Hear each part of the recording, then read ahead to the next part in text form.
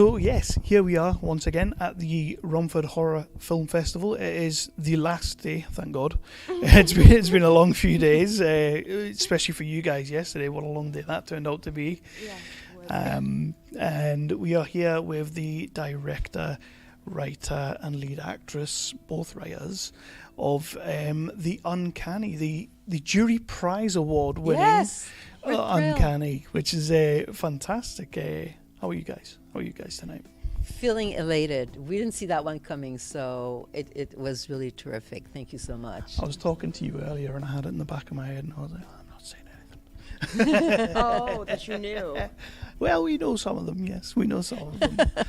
But first of all, what's it been like at the festival? Because you guys have been here all weekend, which has been fantastic. We've arrived, yes. Seen you dodging about and everything. You've checked out a few movies. And the selection has been amazing. Yeah. I mean, we're blown away by the quality of the films and the acting. Yeah. As we're both actresses, so we're very, very picky on that. Being filmmakers is new for us. Yeah.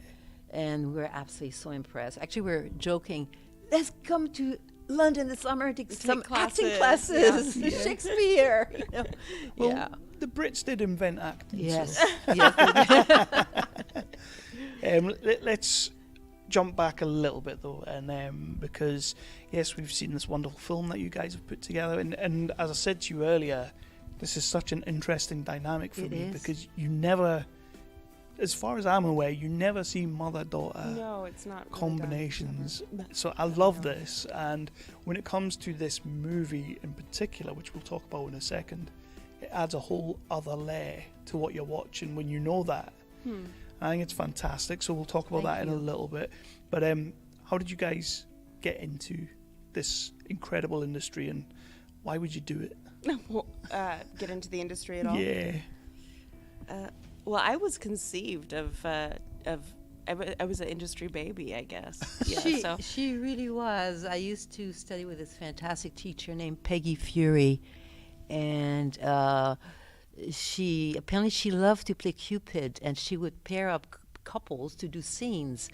And we did a scene called she cast me with Clara's father to do something called The Touch by Ingmar Bergman, and it was a very sexual scene. And this is back in the days, okay? back when it was okay. Yes, exactly. And, Patrick was really hot. And I showed up to his place in Laurel Canyon, Los Angeles, 2 years on a Friday night. And I went home on a Monday morning. We rehearsed a lot. And this is where art and reality blends. And then we did our scene. And we're both new students. And Peggy put me in and Patrick in the intermediate class. I had studied acting before. And we did our scene, and she's like, and she would talk during the scene. She didn't care. She said, "Oh, that is so hot," And once we were done with the scene, she said, "You're moving to the master class." And 3 years later, Clara was born. Nice. She was a true stage baby. I've actually met other children too from this class. Yeah. It's a very prolific class then. Yes, in many ways, absolutely. Yes. And what inspired you? What sort of things did you see maybe up on the big screen or in life or anything that made you want to really pursue that career and go for it? I was only a child, and so I was lonely. There were no other kids on the street, and I just had used my imagination and read a lot and created those characters, and I was really into puppetry. And in those days, Jell-O pudding had a special promotion where if you send them the back of you get a puppeteer out of cardboard and puppets, and nobody in my family ate Jell-O pudding. But everybody, after I begged and pleaded, grandma, aunts, everybody started buying Jell-O pudding. And I got my theater, entertained kids in the neighborhood for years with that thing. It was very well made, and that's how I developed my love for writing little screenplays and making voices and this and that. Yeah. What about you, Clara? You want to tell them about your screen debut? Oh, well... The one that I don't remember? I know this one, don't I? Yeah, that's a I good do one, know this right? one. Yeah, let's go for this because my wife will be. She loves this movie, by the way. So, yeah, I'll let you tell the story. It's I You don't remember? I don't remember the story, Oh, you know. how could you? I remember it I remember it through the stories of others, you know, and people getting kind of wide-eyed when they find out. Oh, you know, it's as if I'm still a little baby. It was a very long-kept secret because when Clara auditioned, I just happened to stop by a casting director's office. He had cast me before in something called The Hitchhiker on HBO, and I had my baby, and I wanted to show off Clara, and he said, I got something for her. Do you have boys' clothes? I said, well, I got pants and t-shirts. Okay, come back to an audition tomorrow for a movie. Yeah. And Claire comes in, she said, you were a year old, and met Herbert Ross, the director of Steel Magnolia, and that was it. And 2 months later, we got a phone call. They said, pack your suitcase, you're leaving for Louisiana for 1 day only, for one scene. But you have to tell everybody she's a he. And they said, don't worry, the director's never had kids. He knew nothing about children. He'll fall for it. So she became Claude, and I packed her manly wardrobe, and we flew to Louisiana for one scene, which was a birthday party where, blowing the candles, and it was a scene at the Air Salon where Joe Roberts has that happens before the wedding. Diabetes, but it was not shot in order. You don't even remember. Be quiet. Yeah, child, be quiet. So we went back to the motel. The next day, the chauffeur picks up. He said the director wants to talk to you before you go to the airport. And Herbert Ross says, "Are you doing anything for the next 6 weeks?" I said, "No." Why? He said, "We love Claude, your son, so much that we want to keep him, and we're going to minimize the older child's part and have him play the whole thing." I'm thinking, because it's one thing to pretend your daughter is your son for 1 day, and I went to full panic mode. I only had a little tiny suitcase, and then I went to Joe Roberts. I said, "I got to talk to you in private." And I said, "Do not change his diapers in front of the camera. We're having a major crisis going on here." And it was absolutely wonderful because the first day on the set, everybody was, "Hey, dude, high five," you know. And when it spread like wildfire. Yeah. And everybody kept a secret from the director because he was rather temperamental. And the next day, they totally changed their behavior toward Clara. And they went from bringing presents like trucks the first day to dolls the next day. Awesome. Isn't that a great story? My wife's going to love that story, by the way. She loves that movie. How did this partnership come around of you guys writing this movie together and working together? And what's it like directing your mum? Well, directing my mother, I mean, it's really a mixed bag because on one hand, we have this commonality of language and everything that we share, and similar creative drives. And just that sort of understanding that you get with other family members, that, you know, it's very insular. Yeah. But at the same time, I was having to push her to these places that I really, that you don't want to see someone you love in, right? Exactly. So that really was the most difficult thing about it. Other than that, I mean, we've never fought less, so we got along way better as creative people than as mother, because the powers, there was no, mother-daughter hierarchy. We were on the team together. Although essentially you're still the mom, so she does have to do what you say. Yeah, and I'm paying the bill. It's my money, so there you go. This is true. Yeah. And in terms of the collaboration of two writers together, where did this story come from? What was the germ, the catalyst for this story, and why did you feel you needed to tell it? Well, it's complicated. I acted in my 20s, and then I became a single mom. I had left my husband, and I got into the mental health field. Think it'll be just a temporary job. Think things financially get stable.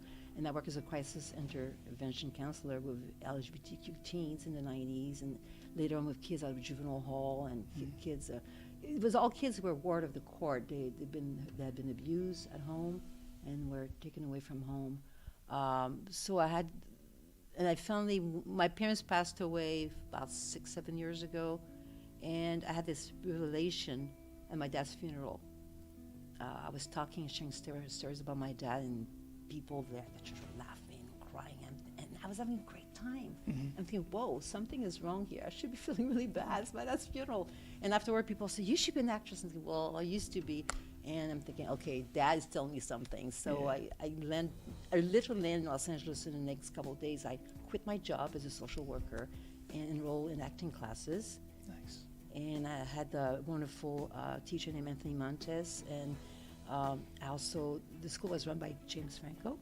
And yes, look. Are we still allowed to talk about James Franco? I don't know, but we will. But the class was I loved it. I can imagine.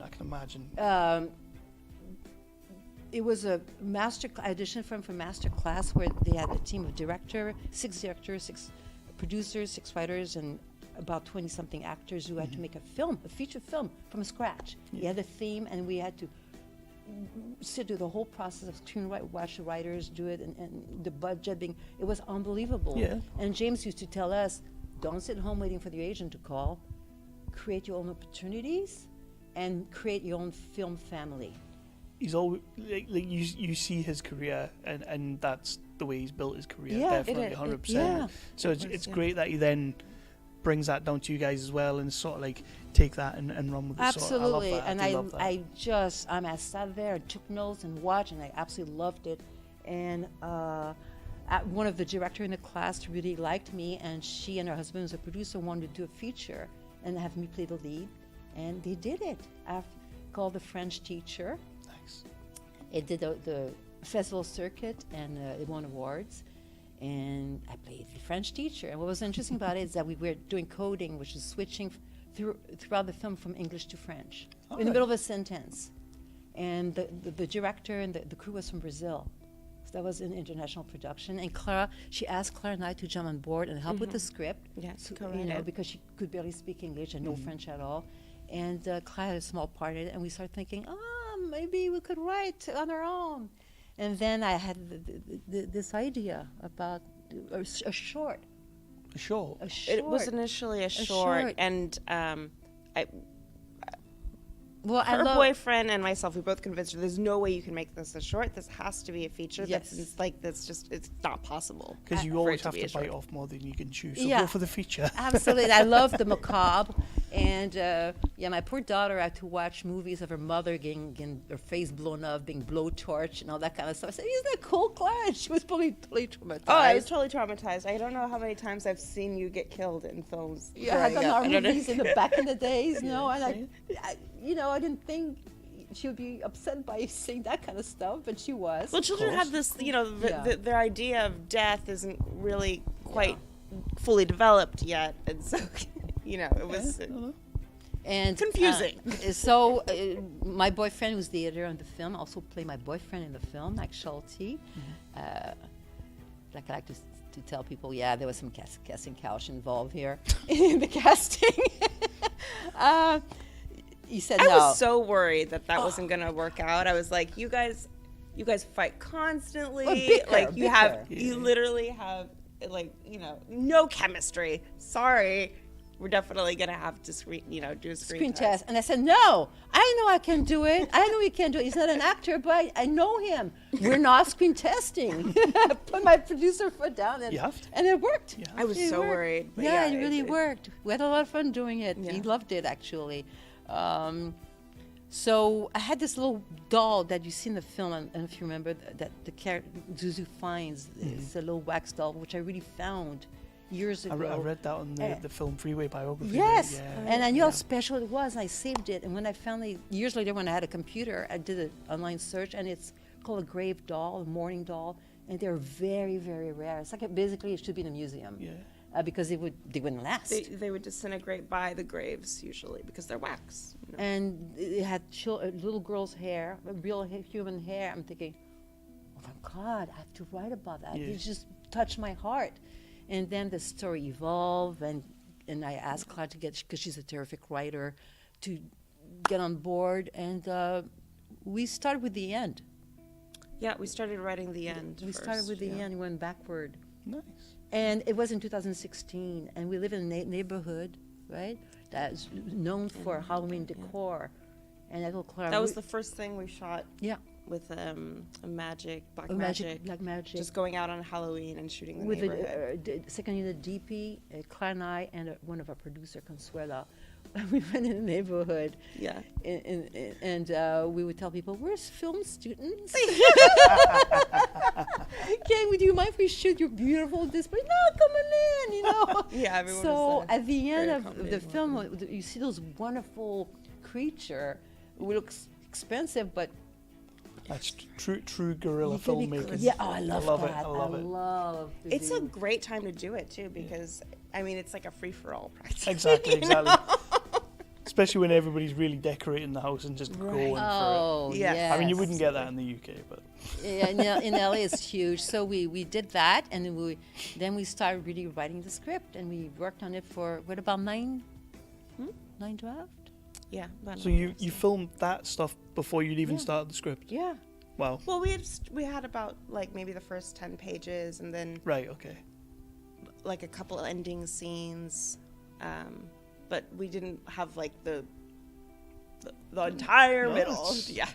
Well, we didn't have that, but we didn't have any money to do it either at that time, and we just did it all wrong Yeah. because we were clueless. It's worked we're out though. fools, dreamers, it's and clueless. absolutely worked out though, Yeah. because the proof is in the pudding from the movie that we Thank saw on the you. big screen. Like it's Thank you. absolutely brilliant. And Oh my God! Thank and you. even when I watched it on my laptop, I did love it. But so you do have to go to, because the story, I don't really want to dig too deep into the story, because obviously some of the people that will watch this won't have seen it. But you have to go to some deep, Yeah. dark places Yeah. with this. And as an actress, and you've also kind of touched on this already, but as an actress, how do you get yourself into that mode and into that space? And as a director, watching your mum do these things, how's that for you? Yeah. Do you want to go? As an actress, I'm not the kind of actress that need time to prepare. Some actor, and no method is wrong. It's whatever works for you. So I train with Meisner method and with the method, and whatever works at that particular scene. But I don't go somewhere and prepare and listen to music. There's something kind of, it's really strange. It's like the character sort of, it does. I mean, it sounds a little supernatural and woo, but it does, yeah. It happens really fast, and just It's kind it of takes like over me. instead of like of having an exorcist, it's like you have like a, The opposite. I don't even know, incercist or something. Where the you know what I character mean? goes inside, and it just happens. Yeah. Of course, Zuzu's character lived in my head for 2 years when we were writing it, and there's a lot of me and Zuzu, because she was an art therapist, and I work in mental health, doing drama therapy with kids, and we like to mention that. I mean, I know at the end they say, "Oh, that's fictitious characters." It's not true. Most of the characters. It's not true. And my lawyer told me to say that. It's are people we know. Yeah. You know, and it's what would you say? It's called easy writing, to do that. Oh, well, it aids the entire process, because you just, instead of just made up voices in your head, you have a very clear voice of a real person who's speaking. So it kind of makes dialogue just flow naturally during the writing process, I find. Yeah. But And then seeing your mum on screen doing that, or in front of the camera doing that, how is that for you? Because it's like, that's my mum. it was so it was so painful. It made me feel like a bad person. For every time I had to ask you to cry, or not ask you to cry, but put it. I love it. I was like, yeah, let's do more. I'm a masochist. You know? Yes. I didn't faze me, but for it was very difficult. Yeah, and I think also, But if I saw you doing the same thing, it would be hard for me. Oh yeah, I know it would be hard for you. Devastating. Yeah. You'd be like turn into Mother Hen. And, Yeah. But I think I'm trying to. I think because we had for every scene, it's such a fast turnaround. You also didn't at the same time you didn't have to ever like drop a character. No. You never really got to drop Zuzu. It was just, Except and that when was the producer, I had to put my producer. Yes, that was, yes. I should never done that. I'll never do that again. Be the producer and the actress. Right. yeah, 'Cause it gets in it's the way of very your difficult. focus. Yeah. But even in that, if you don't have time to drop the character, surely that must be draining. It's so draining, and that's the thing is that I could see physically, and we were both sick. We both got sick on the set, bronchitis. and So when you heard me cough in the film, there's a scene where we have great sound designer was able to weave around the coughing, and Mike, my editor, did the same thing. But I would hear fuck shit coming from the man cave basement editing room because he had to go around. I thought that was, and there are pictures of me on the set, which was shot in 2018, 2019 with wearing a mask. Isn't that crazy? Yeah. There's a few movies that we've had submitted, and the director profiles is them with the COVID masks on, and it's really? oh my god, I forgot that was the thing. But I was before COVID. Yeah. Which is eerie. Mad. But sometimes I felt almost more like I don't know, and I'm not an athlete at all.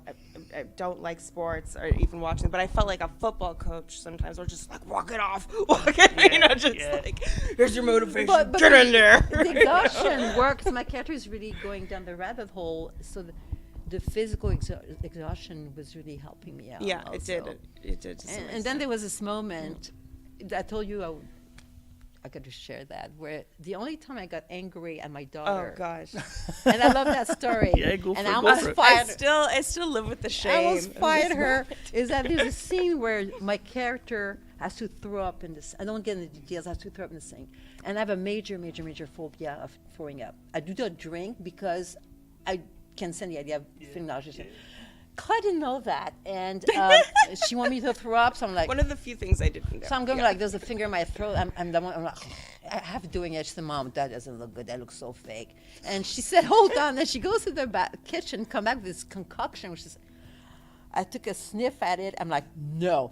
And we were shooting a tiny bathroom, and then all the crew, the sound guy, it was all cramped up together, and she turned into this creature, it's like horn coming out of her head, eyes turning around, she's like, drink it. And the crew were like, whoa, and I said, drink it, So I took a sip, and sure enough, it happened. Then I went into full panic mode. Yeah, like a and instead of, the AD offered me some water, and that triggered more gagging. And instead of just using the sink, which was next to me, like a fool, I ran across the house like a headless chicken. And I aiming for the kitchen sink, and then I was running so fast, I hit my eye on the faucet. I don't know what happened after that. Yeah. I woke up outside on the porch, hearing my boyfriend saying, "Oh, fuck," and he has puts a towel on my head. It's blood. Awesome. And she's sobbing. I've so been the other bad. end of the house sobbing in guilt and shame. So we're gonna get ourselves a little exclusive here. You knew that, didn't you? You knew about the gagging and all that. You knew that, the fear of it. I knew that I was more comfortable with it than she was. Yeah. But I was convinced that she just didn't really like the taste. It was gonna be okay, and this wasn't real vomit. Yeah. It was just just the taste. But I didn't know that it was so extreme that she would panic. Yeah. I thought it was more like, because as a director, and this was something that we've talked about a lot, is the whole safety thing. And usually I'm like a little like school marm about safety, but this really seemed to me like it was more like a psychological thing, and something that when you're as a director you often have to push people. I don't like the idea of breaking anyone down, but you do have to push limits often, Of course. And so I just thought it was one of those things, and not something that she would, So on that, whenever I do these question Q&As and everything like that, I realise that a lot of creatives like yourselves, actors, directors, producers, actresses, very hypercritical of their own work. And when you see it up on the screen, you probably see something and you go, you know what, the lighting there, or that shot's a little bit too long, or I delivered that line, I should have delivered it a different way. But what I like to ask is, when you guys were sat in the cinema watching The Uncanny on our huge screen, was there any one moment or any one scene that you saw and you thought, we smashed it that day? I'm so proud of that scene. Go ahead, Clara.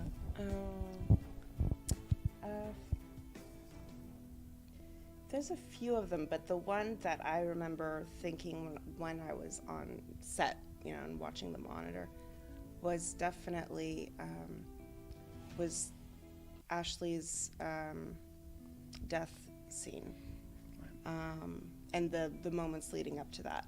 And I remember watching the monitor and just being like, "This is exactly what how I envisioned it." It was one of the only scenes that I felt that way. But usually it was, how are we gonna make this work? But I remember just feeling the sort of, it was bringing up the kinds of emotions within me that I knew it needed to, and it didn't feel like some, I don't know, just exercise and trying to make things work. I don't know how else to explain it. I know what you're saying. It's that sort of gratification that, what, we've got it right, and when people see this on the big screen, they're gonna get what we're doing. Yes. I get that. I get that. Yeah. Yes. And for yourself? Well, the actors we work with, we were blessed with wonderful actors. I'd like to mention that we mix professional actors with people never acted before on purpose. I was going to say, was that on purpose, or were you just guerrilla filming people that didn't know they were in it? Almost. But for example, Uncle Duncan, which is the eccentric character who comes in the video, who talks about dead babies and the wax dolls, is our neighbor, Bjorn, who is amazing. And he came over our Christmas party with his girlfriend, and I never met him before. And I looked at Carl and said, I know, we both have the same ideas. This is him. Yep. The character, he's just walking That's our Uncle house. Duncan. And we asked him to screen test for us, and we found out, he used to be a prop master, and he wanted to be, always dreamed to be an actor. But he never acted before, and he nailed it. Nailed it. So there was some magic there happening. There's those wonderful, the same with the scene with, at the end where Lily's brother come over my house. Right. I don't want to spill too much of the story. It was supposed to be originally written with the father coming over instead, and the ambiance was supposed to be threatening, and he was supposed to fidget because he has a necklace in his pocket, and the audience was supposed to think, and Zuzu, that he has a gun in his pocket. You're supposed to be like a red herring. Yeah. But instead, I met James 10-15 minutes before we went on screen, and we both dealt with grief at the time with my parents and his dad, Bill Paxton, and I felt that the scene... Just drop that name right there. I know. Yeah, that's right. Do you want to just pick that up? and that scene was about grief and loss, and I'm kind of constantly changing things, adding things, and even now we still... we should have done this and this and we're very neurotic that way all the time. I'll be in the shower think, oh my God, I should have done this at that moment. I still do it. It's crazy. So at the last seconds, I thought we need to end the scene with a high note, a laugher, to bond over laughter about memories. And I asked James, do you have siblings? Yeah, I have a sister. Did she ever do anything that really got you mad? He said, yeah. She did something that really got me mad. I said, don't tell me. Let's save it for the... And at the end, he reveals something about the character. And it's actually, he's talking about his real sister. And we were like having snot running down my nose, and we're laughing and coughing. And I'm thinking, oh my God, this is movie magic. And Claire is this terrific director that she allows that stuff to happen. Well, yeah, I love improvisation. And he was, he's a really great actor. But he brought so much to that scene, and was so generous, considering that he really just walked on set and just met us, and he really went there. I know one of our producers, he was sort of the connection of Anthony Padone, and Bianca, our cinematographer. And he was so worried. He was like, he at that time became the on-set producer and was like, don't you hurt my little boy, Because we're newbies at that, filmmaking. I'll tell you what, you would not tell that this Oh, was your. thank This is you. definitely your first feature, isn't it? And you. Oh, no we've never short. been short. Not No even a short. short. No, Isn't yeah. that crazy? You could not tell because Thank the you. Uncanny is fantastic. Thank and you. That's why we all loved it, and we were so glad that you gave it to us and let us show it.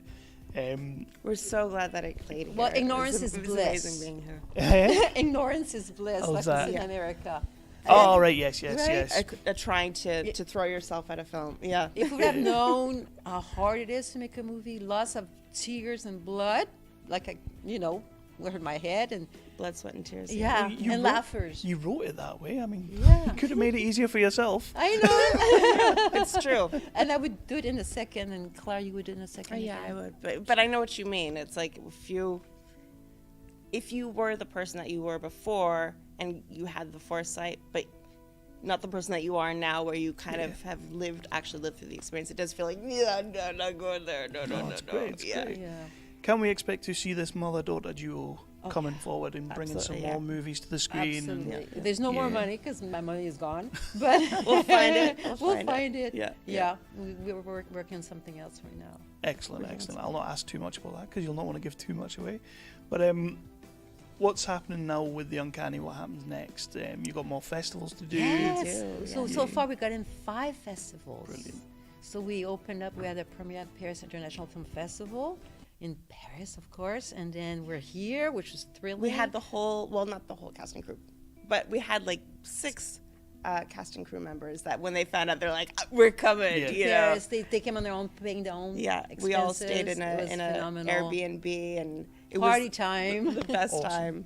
And Amazing. then now we're going to a horror film festival in Cincinnati. Horror Festival. Hound, yeah. Sorry for the accent. It's a really big one in the United States. It is. Mixed with a Comic-Con, like a Comic-Con, Yeah. like Yeah, and we found out that we got 9 nominations. Nice. We're so Across the excited. board. Every week, Yeah. yeah. So we're So, we- yeah, that was unbelievable. Getting that and email. then we are coming back to your beautiful country. Yeah, you're going to Peebles of all places. well, Hastings, I know, and then Hastings Peebles. rocks. Yes. And no one Hastings is Peebles. good. No one knows where Peebles is, I think. We're going to wrap this up now. Okay.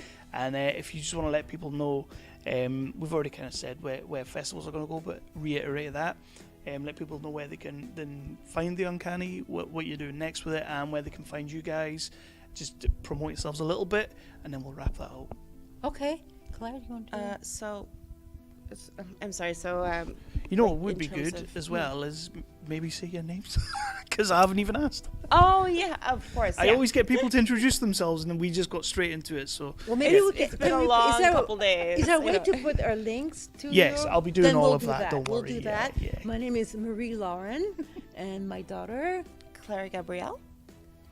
and we have a Facebook page for the Uncanny, and we're on IMDb, and we're working on a website also, which should be done pretty soon. So we'll post the information, and we'll be in 3 festivals coming up really soon. The Horror Hound Spring Festival, and that is in Cincinnati. Where is it? Cincinnati. Ohio. That is in March. And then Hastings Rocks in April. And the Scottish International Film Festival. That's right, in Peebles. Also in April. Yeah. you say that like you've got no idea where people. And then we have. Well, I didn't know where Romford Young- was either. Well, so yeah, I'll C'est give you very that. exact. Or Hastings. I mean, I don't know where any of C'est these quoi le places nom are. de ton festival? Jello. Comme Jello pudding. It's a good thing it's not a There date. you go. There you go. Jello Film Festival Oh, yeah, in Jello. Paris in October. Excellent. We'll be closing the festival, and we're waiting to hear from more festivals. So it's great, and please join us. And we love meeting people, and I have No. to say, over the whole weekend, if I've seen any 2 people who's talked to everybody, it's you guys. well, as you can tell, we talk a lot. I didn't notice that. I did not notice that. So, yes, guys, please do check out The Uncanny when you see it in any festivals that it's going to. And will it be hitting the streaming like Vimeo, YouTube, anything like that once you've done the festival runs, or try and get a physical release? Well, we'll put the trailer on YouTube. It is on YouTube right now. It is on YouTube, yeah. If you put a Uncanny Chicago Horror Festival, it's under that. Okay. And please, there's a contest going on for the most vote gets shown at the festival. So if you like our trailer for the Uncanny, click like. Excellent. That'd be extremely helpful. I'll And look we'll that out also as well. put it on just YouTube. Yeah. And you, by the way, you're terrific at interviews. Yeah. Of course I You're am. Yes, you natural are. at it. You really are. Totally. Yeah. I mean, I don't like to blow my own horn, but You should. I am. No. Thank you so much for was letting a us show pleasure, your Kevin. movie, and thank you for being here. I know it's a long trip for you guys. I don't Thank know you how for you even having put us. up with it. It's been a pleasure. We really, really loved it here, and Awesome. everyone is so kind. And we can't wait to see what you do next. Anything you make going forward, please do bring it to us. Let us see it, We love and just Absolutely. come back. We That want would to be come nice. back. That would be nice. Thank But- you. Absolutely. So I'll wrap Thank that you up very there. much. Thanks.